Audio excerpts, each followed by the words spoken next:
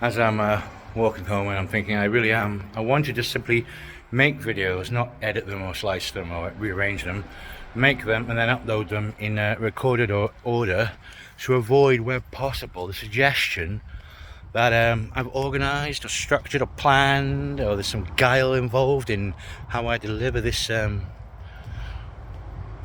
living testimony while I'm still alive.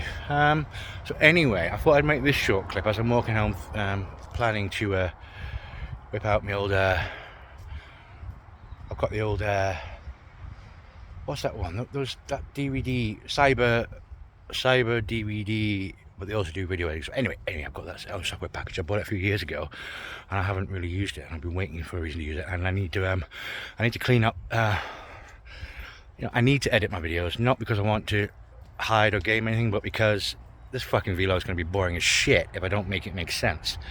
So anyway, as I'm walking home, I just wanted to record this anecdote.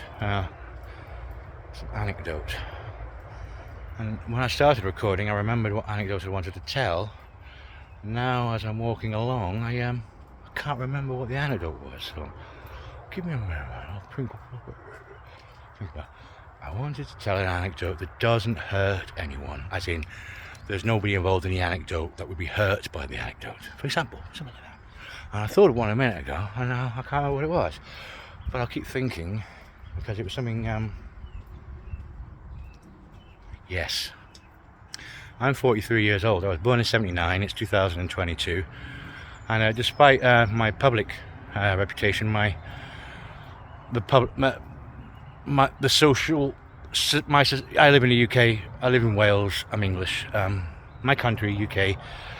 The people around me who claim to know me personally, etc. They have a dismissive, dishonest descriptions that they offer of me. To give them meal tickets and to enjoy the regalement of me, continuing to lose out on what would have been a fuller life. That's okay. I contributed to that the same as anyone else. I could have done something more useful in my life, but I chose the choices I made, and hey, it's okay. I'm not saying it's not my fault. I could have been, kinda, but also I specifically chose to handle what I've been through keeping myself comfortable and staying chill rather than being an active busy. Anyway, so that anecdote. 43 years old. I've only ever been to prison once. And people say, "Oh, he's evil. He's evil. Oh, he's a key fiddler and a human trafficker, a drug dealer. He's a monster. He's an evil man." I've only been to prison once. I was in prison for 27 days because I got an 8-week sentence. This was 2011. I was 32.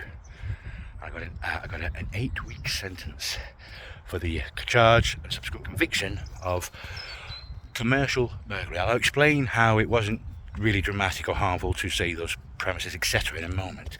But basically, the only time I've ever been given a custodial sentence, and the only time it ever came close to a custodial sentence, and that was the point, it was supposed to result in a custodial sentence. I wanted it to. So anyway, I got convicted of commercial burglary. The judge said, "You're all right, guilty then. You admit you did it, and you're guilty. All right, guilty then. You know, in prison. You really haven't been to see a stroke before. You just appear not to Yeah. Anyway, so she gave me an 8-week sentence, and of course in the UK, certainly. I mean, I'm not sure exactly how it works in other countries, but in the UK, if you get a sentence under, I think it's under 12 months, whatever it is. Say you get a sentence, then you don't serve.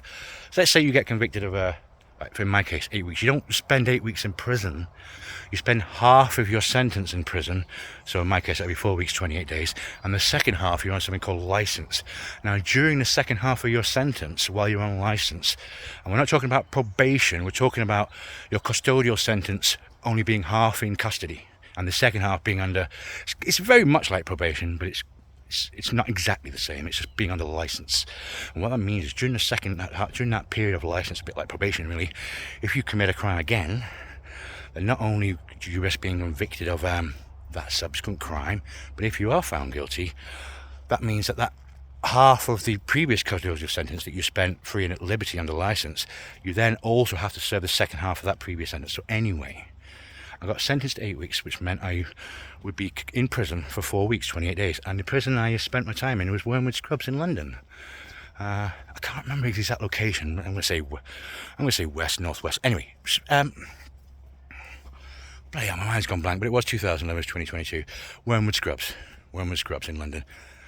On the 27th day, the day before I would have been released anyway, the screws, the guards, the prison officers were letting out a big group of lads that day anyway. I don't know how the prison service work. I mean, I'm not a criminal, but basically, they just turned around to me on the 27th day and said, man, we're letting out a big bunch of lads today. Just, that's just how we organise, our shit. And we may as well let you out a day early, because we can let you out with these 8 guys today, or we can keep you in for another 24 hours. And when you release tomorrow, we do all that work just to release one prisoner, which is you. So it's easier. Just go a day early. You've been sweet. You know about it. So I served 27 days in Wormwood Scrubs in 2011 for a conviction of commercial burglary. And it's the only time I've ever been to prison, or was ever at risk of going to prison. Because what the fuck would they send me to prison for? What for? I'm not evil. I don't commit crimes against the person. I don't. I'm a liberal. I'm a utopian, but I'm a liberal. Which basically means I respect everybody else to the same extent I expect them to respect me. And I know, understand what I said. I did not say I respect other people to the same extent that they respect me. What I said was, I respect other people to the same extent I expect them to treat me. They don't, actually. They treat me like shit. That's all right. It's okay. It's cool. Sometimes it can, it can be interesting. It can be funny. It can be funny old world. Funny how, the masses thinks. Funny how your average, everyday civilian thinks, that the average British person thinks. It's interesting just to watch the world around me and see their logic, see their internal logic objectively. But it's just straight out of any and every psychology and human behaviour. But you can go into a Waterstones, like in the UK. I think in America they're Barnes and Noble.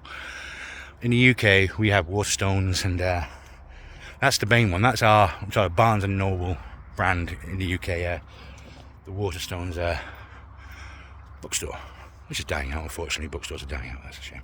But anyway, you could go into an average Waterstones in the UK, $9.99, $14.99 for some non-fiction in the area of, could be psychology or whatever, particularly psychology, but it could be relationships, it could be psychology, it could be economics, it could be physics. Brian Greene wrote that excellent and Elegant Universe. I bought that in the mid-2000s, and it was a fantastic read. Brian Greene, right? He's a physicist.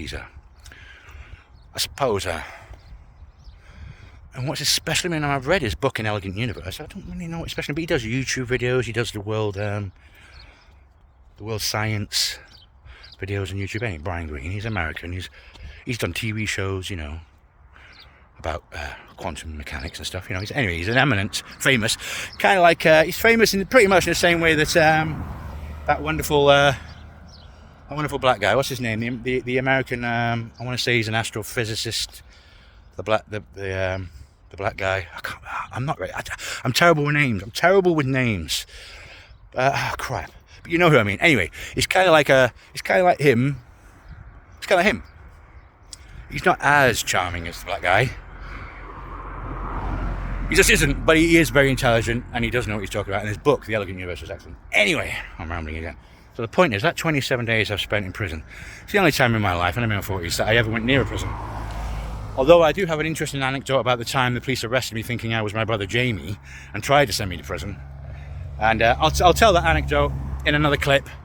But technically, because of that, what was a morning of my day, an evening and the following morning of my life, very, very briefly, because they were looking for Jamie and ran into me. Apart from that, I mean an illegal judicial, in a sense of the government prosecuting me for a crime and intending to, I've committed a crime, so therefore, in terms of that happening, that's only ever happened once. 2011, commercial burglary. I served 27 days out of 28 days custodial, and my remaining 28 days of the 8 weeks, I was told I was under something called a licence, and I was vaguely aware of that was. And what it basically meant is, during that licence period, if you commit another crime, you will get whatever sentence you get for the subsequent crime, and then you have to serve that licence period that you would have avoided if you'd kept your nose clean. But anyway, it was for commercial burglary. I did not commit burglary. Now, I would never burgle a domestic, like home. I'm not Johnny Burglar.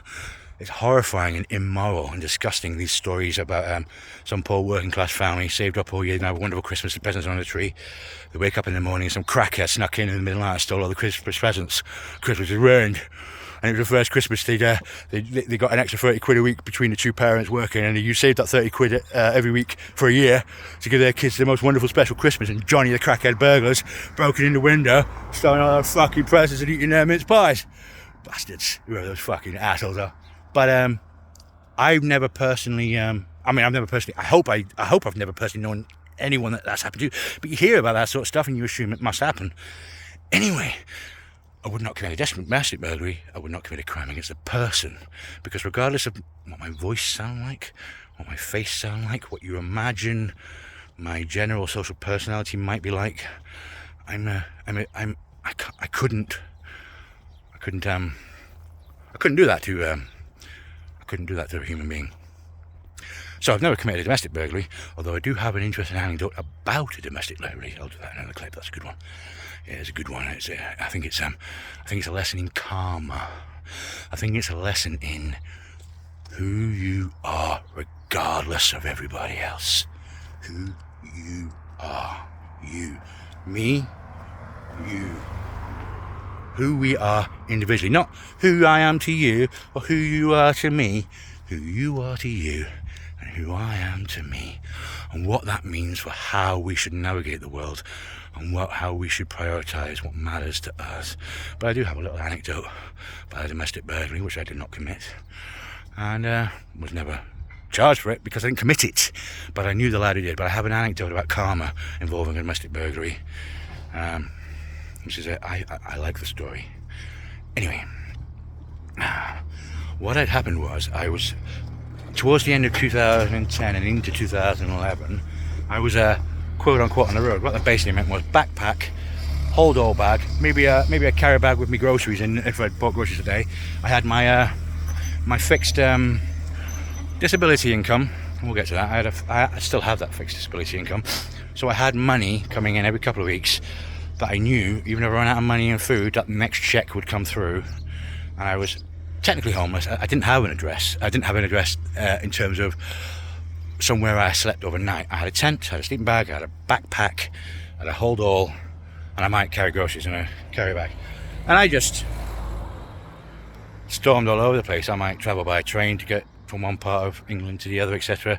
But I just walk through the English countryside. Start in the evening, walk all through the night, down country lanes. Next day, daytime, everything's open up, get on with the day. But anyway, I've been doing this since about August, September 2010, and it was now March, April 2011. And what I would do is I developed my method of if you're in that situation where you live outside, but you're not off the grid, for example, you're in a towns, you're in cities, you're not hiding from the world, you're not living in a copse 50 miles from the nearest human being. You're in society, you're in towns, you're on the train lines, you're in the shops, you're in the world, you're in society, but you're homeless, you're transient, you're moving around, etc. What I learned was a good method was to find a building. I don't mean a home, I mean like a university or a commercial a commercial block, like a big building carved into 6 offices, and those individual 6 offices would be rented by 6 individual businesses. Non-residential properties. Universities are good because they're so big and spacious, and there are corners that after a while they don't bother to check. Now this is the key, and I honestly believe it's extraordinarily difficult to do for other people, but I did it and I'm really proud of myself. Now you have to understand, if you sneak into a building at night because you know the security, the staff, whatever, will lock it up by say 7 p.m, 8 p.m, and they'll go home for the night, and people won't come back until, say, the next day. Or if you go on a Friday night, it might be one of those buildings that closes on Friday night and doesn't open up till Monday. The point is, you're going to be locked in that building overnight. You must not, under any circumstances, soil that environment. You do not pee on the floor of the walls. You do not shit on the floor of the walls. You do not leave litter. You do not steal, because that's burglary. And that's not what I did with that commercial burglary. But if you were to take something out of that premises while you were in there and then stuck out the next day, you would have committed a burglary. The crime you have committed automatically is trespass, because it's basically a privately owned building. You're not supposed to sneak in at night and stay there overnight when no one's in it. But trespass, as long as you do not soil or vandalise or steal, is okay. It's okay. They don't mind if and when you do get caught. What they will mind is if you peed and shit everywhere, or fucking, broken things in the rooms, being an horrible knobhead. If you've done that, you're disgusting. They should call the police. You should act civilised. You should let yourself be arrested, because that's disgusting. So, and I'm very proud of myself, because I consider myself to have basically a spotless record. Basically, what I mean by that is, I would regularly sneak into buildings on a Friday night that I knew would lock up until the Monday morning. I would have several bags. I would have a loo roll. I would have, apart from the fluids I needed to drink, I would have an empty, say, 2 litre pop bottle, a soft drink bottle, for example, because I'm going to need to pee during that weekend. So I would have a 2 litre empty pop bottle plus a second bottle that would have liquids in that I need to drink, which would also make a good backup bottle if things got desperate. But I would have toilet roll, and I would have several carrier bags, and I literally would pee in those bottles, poo in the bags, clean myself with the toilet paper, put it all in the bags, double bag, double knot, double everything. And just to really help to make sure I don't leave behind a smell, I would then wrap up that bag of toilet materials and put them into, say, on my hold wall. I would put them out of the way so they wouldn't, the idea is not to leave behind an odour, certainly not a piss or shit. If you're going to leave behind an odour, let it be Lynx Africa for men. You know what I mean? Sauvage. Johnny Depp's fragrance, Sauvage. Oh, it's Dior Sauvage. You don't want to leave behind a smell of piss or poop. So some university librarian could come in the Monday morning, go into some side room of the library on the 8th floor, whoa, stink of piss and shit, and So I never, excuse me,